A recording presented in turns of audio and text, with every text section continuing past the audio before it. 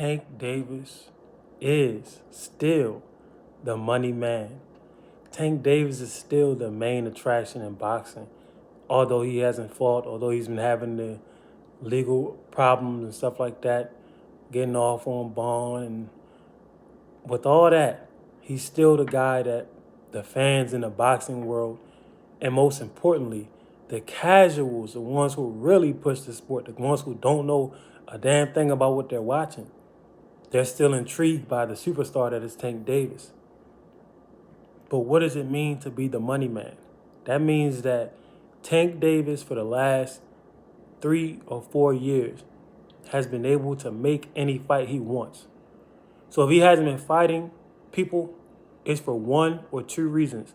He doesn't want, and when I say people, I should say if he hasn't been fighting people with big names that we want to see him fight, it's for one or two reasons. He doesn't really want those fights, or he wants those fights, but his promotion doesn't want those fights for him.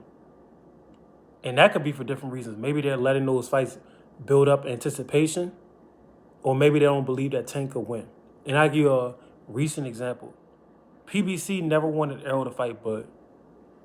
Errol had to wait out and had to go against his own promotion to force the fight. But I believe the managers and promoters at PBC, they didn't believe that Errol could beat Bud, and they thought it would be not in his best interest to fight Bud. They were just never going to fight the man. One could say maybe they were right.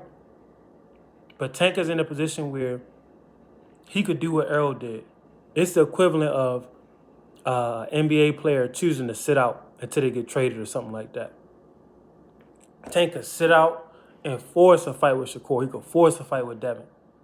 He could force a fight with any big name guy because he's the money man. He moves the needle. And if the company wants to bring in those big paydays, they would have to acquiesce to whatever Tank is doing.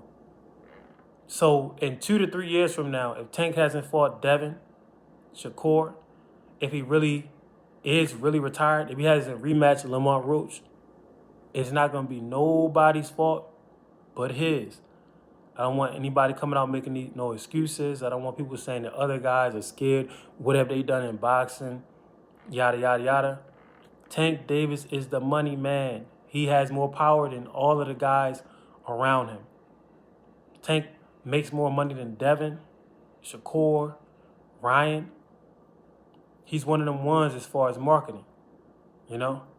And this is the age of piracy. So for him and Ryan to do the pay-per-view numbers that they did, when people are not even buying pay-per-view like that anymore, that really speaks volumes to the popularity of both Tank and Ryan. But especially Tank, because Tank was the victor. So he gained the most out of that event. But y'all let me know what y'all think, man. Tank Davis is the money man. He's the man with the plan. He's the man in control, and he decides his own destiny. If he wants to fight Shakur, he can do it.